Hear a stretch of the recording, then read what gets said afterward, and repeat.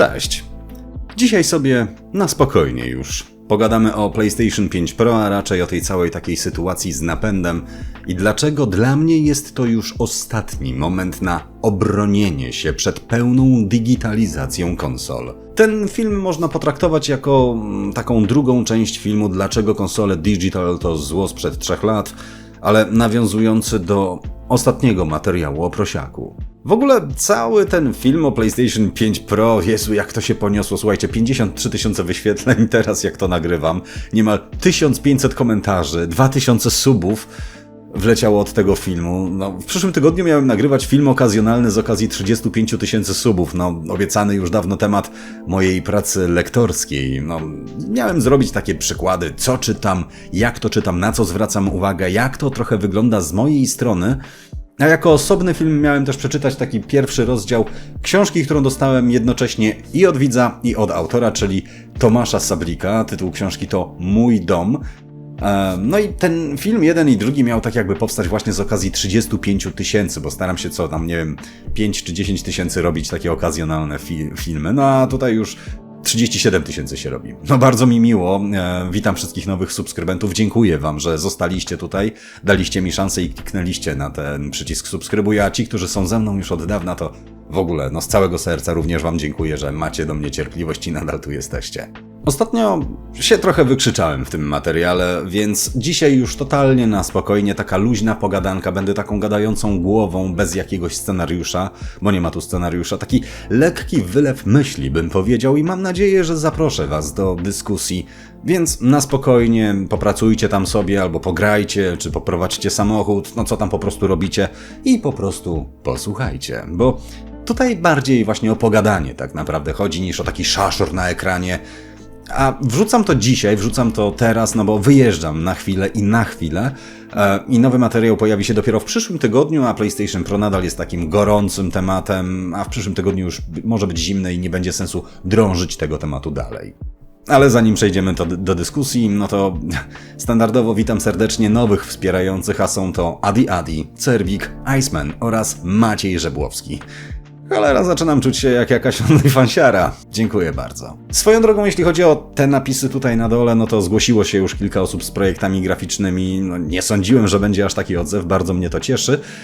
Ale nie potrafię się zdecydować, więc pewnie zrobimy niedługo taki krótszy filmik z prezentacjami, może streama, kto wie, bo ja się nie mogę zdecydować, więc zostawię te decyzje wam.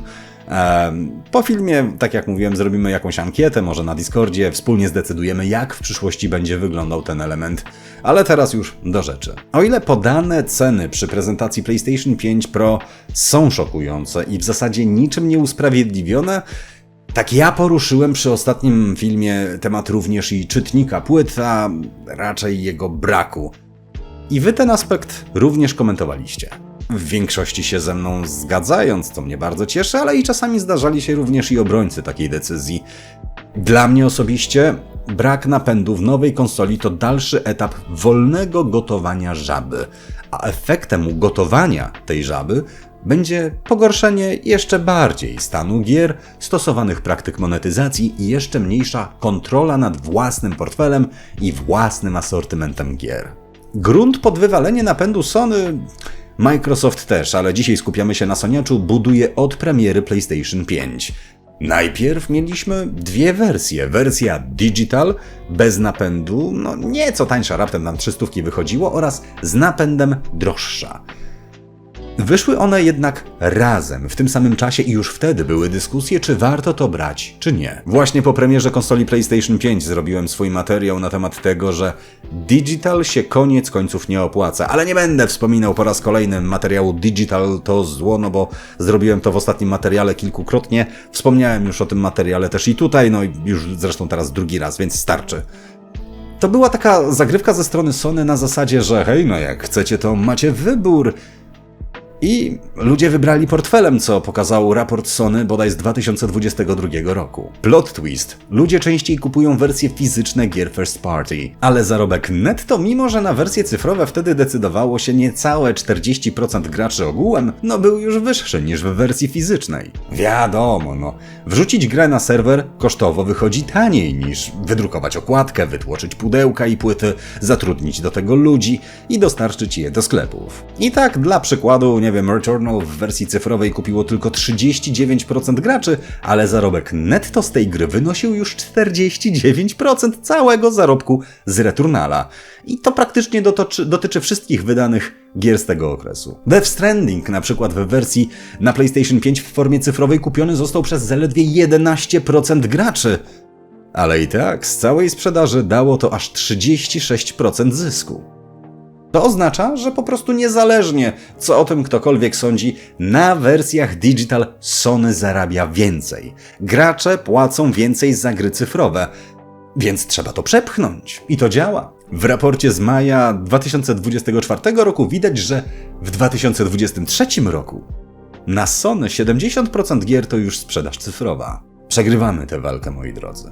I nie ma co się dziwić Sony. Podstawowa zasada biznesu, moi drodzy, to minimalizacja kosztów i maksymalizacja zysków. I ten pierwszy wykres jasno to pokazuje. To nie graczom opłaca się posiadać konsole digitalowe. To opłaca się tylko Sony. Przejście na konsolę digital sprawia, że Sony tylko zyskuje, a gracze tylko tracą. Ale nie tylko pieniądze. Więc po premierze PlayStation 5 mieliśmy wybór: z napędem czy bez. Teraz mamy już tylko konsolę z napędem. PlayStation 5 Pro. A napęd musisz sobie dokupić sam. I znów Sony może powiedzieć, że hej, nikt ci nie broni dokupić napędu, zawsze możesz sobie domontować. Zapłacisz? Jasne, ale możesz. Nie odbieramy ci tej możliwości. Tacy jesteśmy prokonsumenccy. Tylko strzelmy. Ile PlayStation 5 Pro zostanie wyprodukowane? To w sumie nie ma znaczenia, żeby to było poprawna liczba, to ma być po prostu taki przykład. Więc powiedzmy 10 milionów. A w tym czasie napędów będzie wyprodukowanych, powiedzmy, 500 000. Nadal możesz kupić napęd na przykład z drugiej ręki, bo już w sklepie raczej nie kupisz, ale popyt będzie coraz większy, a podaż coraz mniejsza. Aż wreszcie, kupisz grę w wersji digitalowej. Bo masz konsolę. Może kiedyś dokupisz napęd, ale co, sprzęt za 4000 zostawisz w szufladzie, bo nie ma napędu. I wyjdzie jakiś banger. Jasne? Na płytach i w wersji digital. Ale ty nie masz napędu. Wreszcie kupisz ten banger. Bo nie będziesz czekał na napęd. I przy pokazie Sony PlayStation 6, pewnie za 5000 zł, Mark Cerny powie: patrząc na statystyki sprzedaży gier, zaledwie 10% zdecydowało się na formę fizyczną. Z tego względu Sony PlayStation 6 nie będzie posiadało już opcji gry z napędem. Wiecie, płyty trzeba podnieść z podłogi jak spadną, nie ma na nie miejsca w domu, trzeba nimi szuflować. Widać, że graczom się nie chce, bo nie kupują płyty, to przeżytek. I nikt nie wspomni o tym, że ludzie nie kupują gier fizycznych, bo zdobyć napęd jest już ciężko, albo ich na ten napęd nie stać, żeby za niego zapłacić tak jak teraz 1000 zł za taką przyjemność. Jeszcze kilka dni temu to było 500-600 zł. Ludzie pod przykrywką własnej decyzji będą zmanipulowani, by się nawet tym nie przejmować i zgadzać się z ich argumentacją. Tylko nie połapią się, że ta argumentacja została im niejako wtłoczona. Oni zostali postawieni przed tym warunkiem, a nie sami do niego doprowadzili. Wszyscy będą uważali, że faktycznie, taka jest naturalna kolej rzeczy. Pewnie nikt nie zmanipulował rynku, żeby zrobić tylko digital, prawda? A to było robione już od kilku lat. I do tego właśnie małymi kroczkami, tym takim powolnym gotowaniem żaby, Sony zmierza do tego, by odebrać nam wersje fizyczne i zostawić nas z wersjami tylko cyfrowymi. Bo ja rozumiem, że dla Sony czy Xboxa sprzedaż z drugiej ręki czy pożyczanie gier to taka szara strefa, często się ten komentarz pokazuje. I ja rozumiem ich, że chcą się tego pozbyć, ale dlaczego chcą się tego pozbyć? Nie dlatego, że Sebek pożyczy Call of Duty od Piotrka albo kupi. Im to przeszkadza, bo nie mają pełnej kontroli nad cenami. Nie mają pełnej kontroli nad waszymi grami. I oni bardzo chcą tę kontrolę uzyskać. I ja im się nie dziwię. Sam na ich miejscu chciałbym to zrobić. Gracze nieraz przecież pokazali, że jak się to obierze w piękne słowa, to można ich ogolić do zera i jeszcze im za to podziękują. Bo wtedy, kiedy to oni będą w pełnej kontroli nad grami nawet po ich kupnie, to już nie muszą mieć hamulców z monetyzacją, co im zaszkodzi, że nie wiem, kupisz sobie grę i jeszcze będziesz musiał opłacać za nią abonament. Albo kupować klejnociki na życia, jak w mobilkach. Ty nie kupisz? To milion innych kupi. To ty będziesz miał FOMO. Przecież zobaczcie, Diablo 4 to szmira, gówno, tak? A Blizzard się chwali, ileż to zarobił na sprzedaży DLC-ków, jakichś tam skórek, dodatków MTX-ów. Taki krab. Oni zarabiają jak nigdy. Promocje? A po co? Gdzie taniej kupisz? Albo nasza cena, albo zapomnij, że pograsz. Może na święta zrobimy upust. I nie minus 50 czy 75%. 10% max, bo gdzie indziej kupisz? Wy autentycznie myślicie, że promocje w PlayStation Store to są kierowane do posiadaczy konsoli digital? Nie, oni mają was, drodzy posiadacze konsoli digital, bardzo głęboko w dupie, bo wy macie wybór binarny. Albo kupicie, albo nie kupicie. A większość pewnie kupi. Te promocje są skierowane właśnie do posiadaczy wersji fizycznych. Że być może ktoś kupi, bo nie będzie mu się chciało szukać z drugiej ręki gry, być może w podobnej albo niższej, może trochę wyższej cenie. No i jeszcze czekać, aż to przyjdzie pocztą, albo szukać aukcji w internecie. To do nich są skierowane promocje w PlayStation Store, bo oni jeszcze mają wybór. Posiadacze digitala tego wyboru nie mają, poza kupię czy nie kupię. Niektórzy próbują bronić tego, mówiąc, że nie no, Sony nie zarabia na odsprzedaży gier, więc w sumie to ma sens. A ile z was kupiło samochód prosto z salonu? Ja? Nigdy. Zawsze kupowałem używki.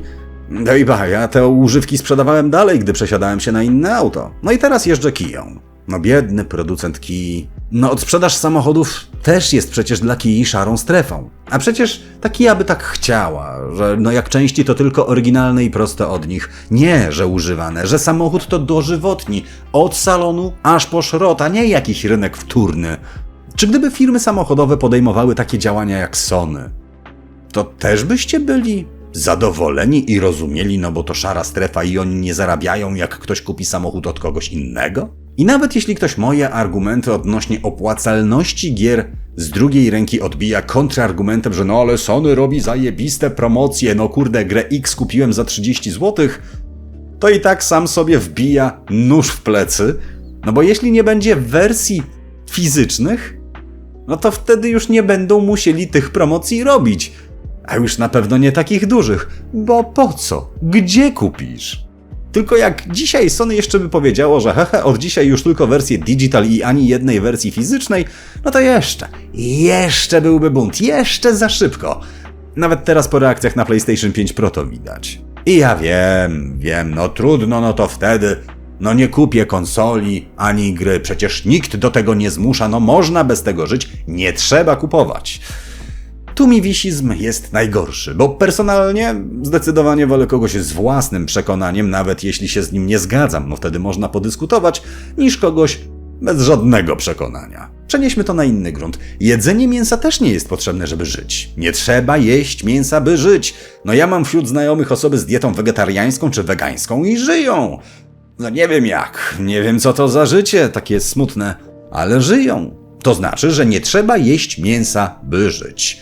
Ale wkurwiłbym się tak samo, gdyby ktoś zakazałby mi jeść schaboszczaka czy opierdzielić od czasu do czasu kebza z ostrym sosem. Ja się zresztą zawsze jak jakiś taki nawiedzony wegański bojownik trafi, co to gardzi mną, bo jem mięso, no to mówię mu wtedy, że przez jego działania, to gdy kupuję mięso mielone, no to zawsze wieprzowo-drobiowe, żeby mieć pewność, że zginęły co najmniej 2 zwierzęta.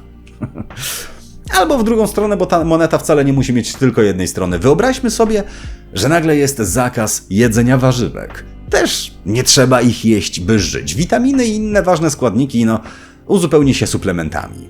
Od dzisiaj to tylko schabowy z mielonymi zamiast ziemniaków. I też bym się wkurwił razem z wegetarianami, bo zupełnie czym innym jest wybór, że ja wolę tak czy tak, a zupełnie inaczej jest, kiedy ktoś tobie ten wybór narzuca, albo tak jak teraz Sony powolutku ten wybór kasuje.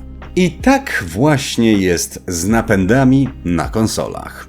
Ja wiem, że one nie są potrzebne, ja wiem, że nie trzeba ich kupować, ale zawsze warto mieć wybór. Albo ktoś powie, tam, no to wtedy nie kupię, znajdę sobie inne hobby. No i macie rację, 100%, ale czy nie warto chociaż próbować bronić swojego hobby? No jasne, być może po prostu ty sobie od czasu do czasu odpalisz gierkę i w sumie nie będzie cię interesowało, jak się ten rynek zawali albo kompletnie zepsuje. Rozumiem.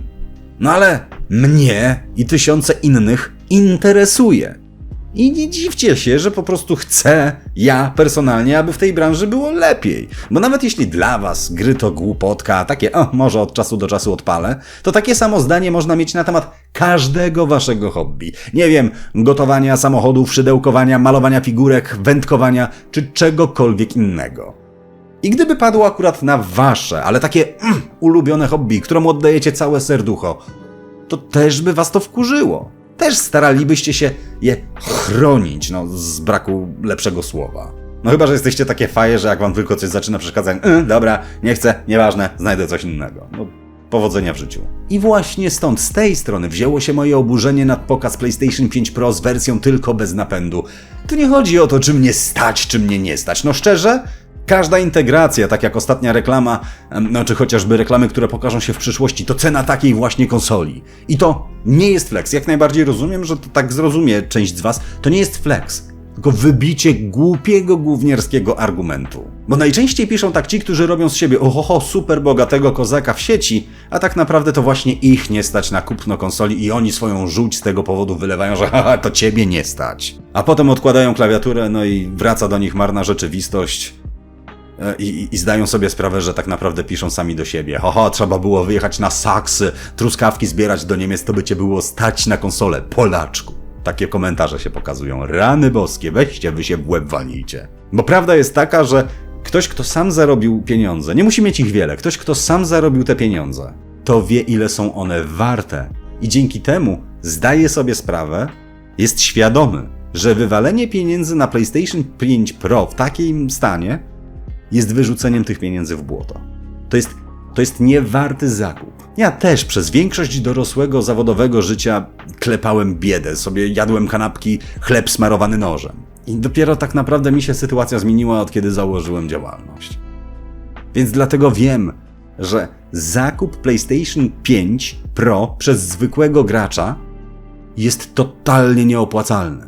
A nie, że tego zwykłego gracza nie stać. Więc to nie cena, a cynizm Sony spowodował moje oburzenie na temat braku napędu. Bo Sony wykorzystuje skrzętnie dwie bardzo, ale to bardzo popularne ludzkie negatywne cechy, by marketingowo uzbroić swoje dążenie do eliminacji płyt.